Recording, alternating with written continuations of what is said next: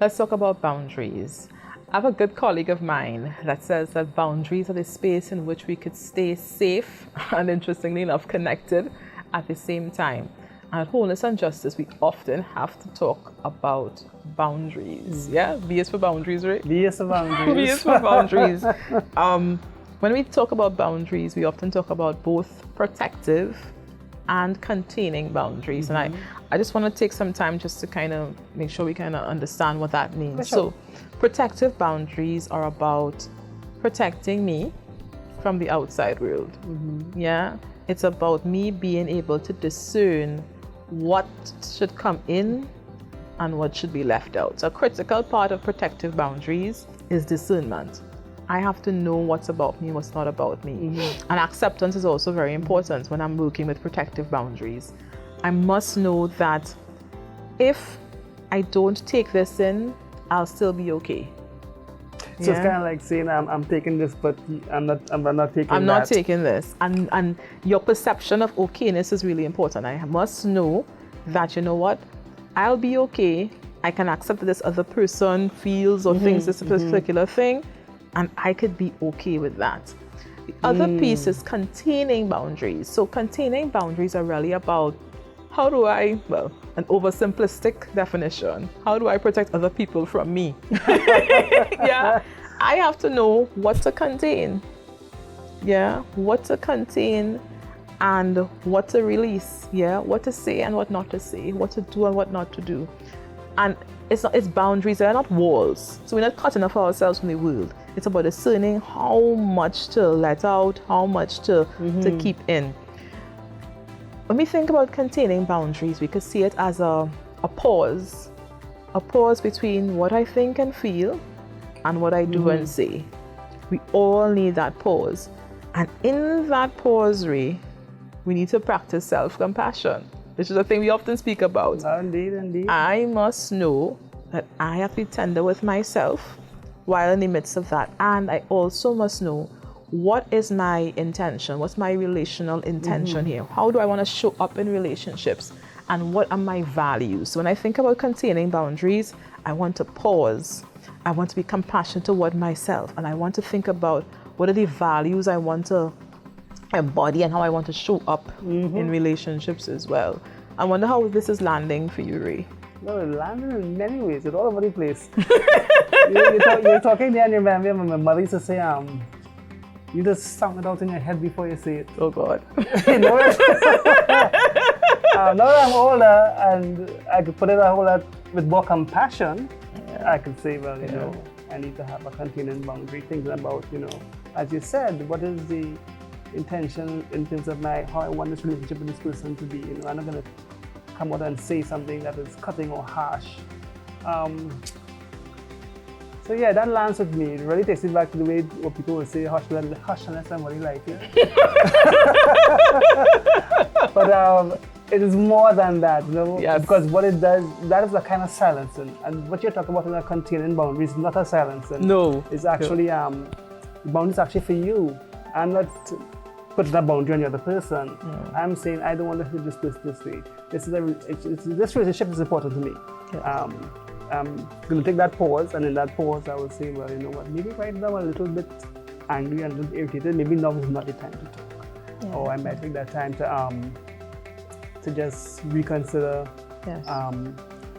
pushing this person away right now that happened to go do the repair. You know, what they call it, like, you have to go eat something after. I can't remember the exact saying. Okay. But you know what, you want to eat you don't want to eat crow after, like say something harsh and whatever in that moment, and then have to come back and say sorry. So containing boundaries are for really, I understand it now, as you explained it there, for me, not just to protect others from myself, but to also have a certain integrity to myself. This is who I am. This is how I want to show up in these spaces. This is where I need to stop. When we think about different relationships, because relationships can get so ticklish, especially family relationships, Ray. Oh yeah. And sometimes in our familiar relationships, I'm saying that and I'm feeling the activation within. We have to grieve. You know, that relationships sometimes will often manifest in the way we think they should manifest. We have all these ideas, but it doesn't manifest in that way. And so protective and containing boundaries become critical, when we have to navigate family relationships and grieve in those spaces.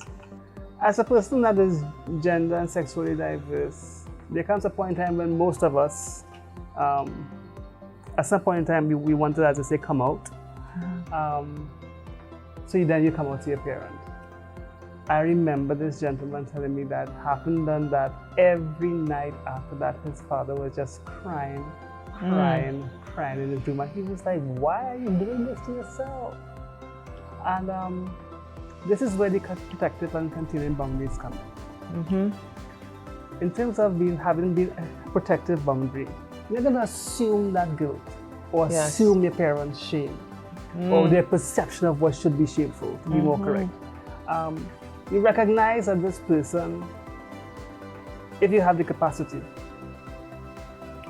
has to grieve the loss of what they had imagined for you. From the minute a child is born, parents have their entire life planned out, what they expect to happen, they will. Well, they're buying clothes before a child is even born.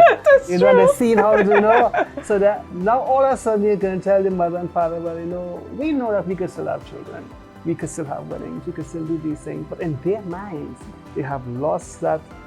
The son is gay, they have lost this wonderful daughter-in-law, they have all the grandchildren just disappear all of a sudden. If they're into the church, they're wondering what the people in the church will say, how am I going to look? And these are things that they have to lose and not even lose. These are things they have to come to terms with. So you in that situation, like my friend there who why is this man crying every single night? He's crying because he's grieving. Yeah. It has nothing to do with you. This is his limitation, it's his capacity to where he's at. Yeah. It is not about me. I am not making him cry. And at the same time, so I could have that protection for myself. Yes. And at the same time, I could contain myself by not insisting every day, you need to stop crying. This is who I am. I'm here. And we have these conversations now become aggressive in the family, and they don't bring that, create that space for conversation and learning. So in that way, I see protective and containing boundaries particularly important when you have, I would say that because people who are gender and sexually diverse are at such risk to becoming homeless, protective and containing boundaries are very important on both sides in terms of keeping the family together. I think one of the things that's important for us to remember is just what are the components of these things. If we have to be or enact protective boundaries, we have to understand very clearly that this thing is the thing around us that protects us from other people and their emotions. We definitely need it. We need to know, we have to be able to discern what is ours, what's theirs, and we have to know that we will be okay. I can accept you feeling how you're feeling if I could perceive a sense of okayness within. With containing boundaries, we need to learn the pause between what I think and what I feel and what I actually do. And when we bring these two together, we can be in the world in a way that feels right for us. It's not perfect, it's not ideal, it's not idyllic, but we could find ways in which to be able to move through the world in a way that is in alignment with our own integrity. As you spoke there, Akilah, you actually reminded me of something else. So I want to kind of bring it home a little bit more clearly. Let us say, for example, in your family, you have come out, this conversation is happening. What is the role there of protective and containing boundaries? These boundaries are actually enabling that family a way to create a safe space, a nurturing environment where you could have difficult conversations without cutting each other down. So, for example, healthy interdependence. Again, I remember my friend said, he felt at home a part of him was always invisible. He and his boyfriend had a horrible argument because she was so depressed. And then he gets home and he talks about his day, his work, the traffic, what he had for lunch. But he could not have that conversation about the thing that was really, really hurting him in this family space. Because there was no guarantee that whatever he says would be responded to with empathy, with some form of emotional intelligence, that the words that we use in the conversation won't be cutting, like to say, well, if it wasn't with a man, it wouldn't happen that way, blah, blah, blah. That kind of caustic kind of conversation, because the parent in that instance didn't have a containing boundary. So there's this need for healthy independence. When we come to have these interdependent relationships in the family and we are hurt outside, the containing boundary is there to protect us when we come back into the family. If he was convinced that his parents had a good containing boundary, that he could come in here and have this conversation, they won't lash out at him, then he would have been able to maintain his individuality and at the same time be able to lean on them for support when they want it. The other one is for emotional safety, knowing that you could be honest about your feelings, knowing that you could be vulnerable, knowing that you could say, this thing hurts me.